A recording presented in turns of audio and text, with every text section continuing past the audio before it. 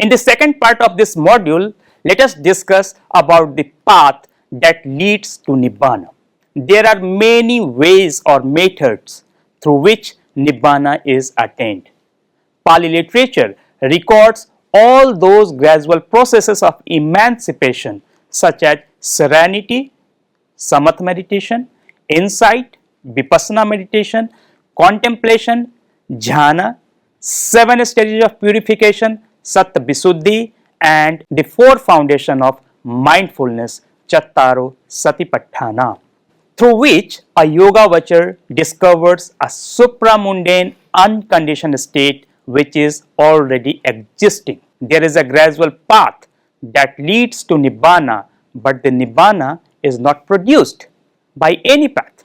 Bhikkhu Bodhi rightly says, you may get to the mountain along a path, but the mountain is not the result, not the effect of the path.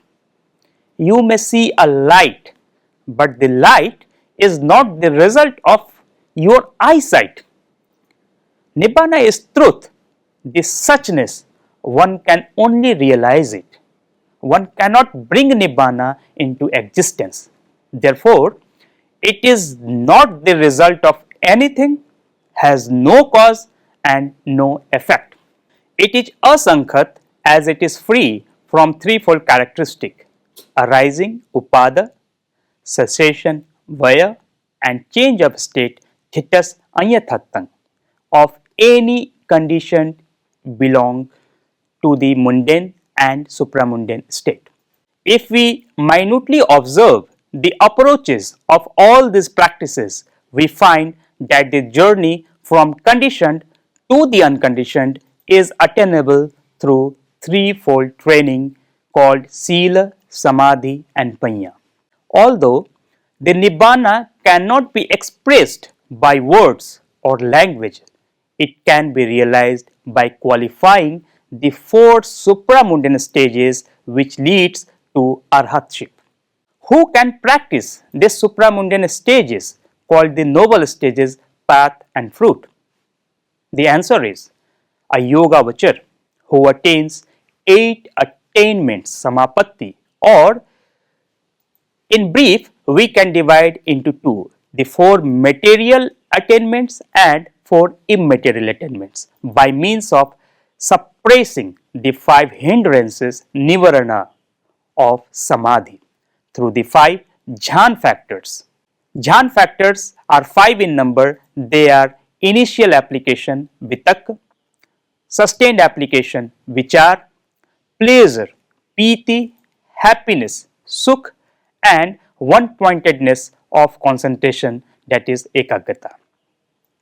And a yogavachar who rightly knows and sees the 4 immaterial states of infinite space, infinite consciousness, nothingness, and neither perception nor non-perception enters to the state of supramundane state.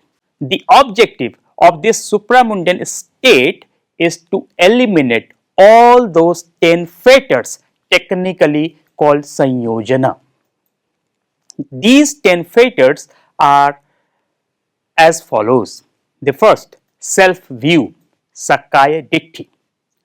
Second is doubt or perplexity, that is vichikicha. Third, indulgence in wrongful rites and rituals, silabbat paramas. Fourth, sensual passion, kamrag. Fifth, hatred or ill will, that is patig. Sixth, attachment to the material sphere, ruprag. Seventh, attachment to the immaterial sphere, aruprag. Eighth, conceit, that is man. Ninth, restlessness, that is uddhaj, and the last, ignorance, that is avidya. Among these, the first 5 are otherwise called the lower fetters or oram bhagya sanyojanam, and the last 5 are known as higher fetters called uddham bhagya sanyojan. Not the worldly people can identify these 10 fetters within him. Identifying these fetters is the fruit of 8 attainments. Here, the Yogavachara understands that with the absence of these fetters only, arhatship can be attained. Therefore, the practitioner put his all effort and practice the fourfold stages that leads to Nibbāna. These 4 stages includes stream entry, that is Sotapatti, once returning Sakadagami, non-returning Anagami, and Arhat. Each stages are again known by means of path and fruit. Therefore, by means of twofold distinction, there are 8 stages such as Sotapatti Mag, Sotapatti Phal, and Arhat Mag, Arhat Phal. The Yogavachara, therefore, of each respective states are called stream enterer, once returner, non-returner, and Arhat. The consciousness or the mental state of each individual are called by their respective state, such as Sotapatti Mag Chit, Sotapatti Phal Chit, and Arhat Phal Chit. Let us talk about Sotapatti Mag Chit.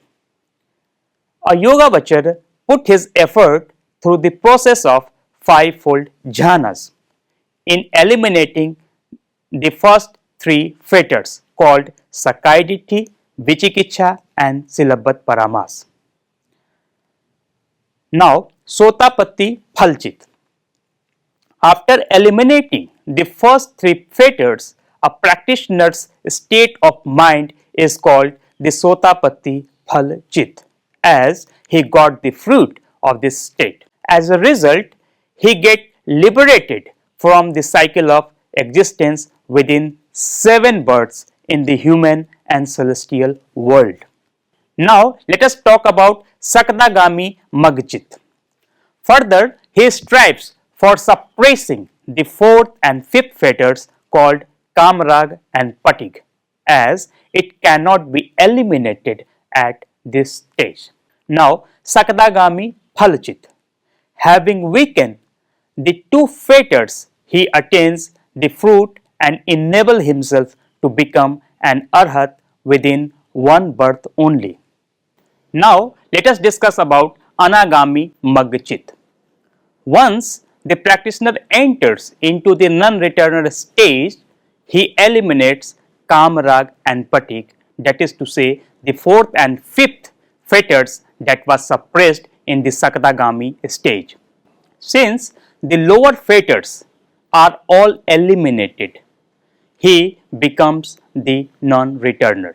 Now, he does not take rebirth to any sensuous planes but spontaneously takes birth in the Suddhavas Bhumi, one of the pure abodes, and attains arhatship there. Abhidhammat Vibhavani Tika mentions 5 types of non-returner. Now, let us discuss about Arhat Mag Chit. Here, the practitioner tries to eliminate the last 5 fetters called Uddham Bhagye Sanyojan, Ruprag, Aruprag, Man, Uddhach, and Avidya. In the fruit of arhatship, that is Arhat Phalchit, with the destruction of all last 5 fetters, one liberates himself with the cycle of rebirth and attains arhatship, or technically he attains Sopadhisesh Nibbāna. He is now called the destroyer of all cankars, that is Khinasava. This is the state of intuitive or inferential knowledge, that is Pativedhyāna or Anubodhyāna, which is neither nothingness nor mere cessation. This is how one attains the state of arhatship through the supramundane contemplation. I hope this module help you to understand the concept or the definition of Nibbāna and the way, the methodology through which one can attain Nibbāna. Thank you very much for listening this module. Thank you so much.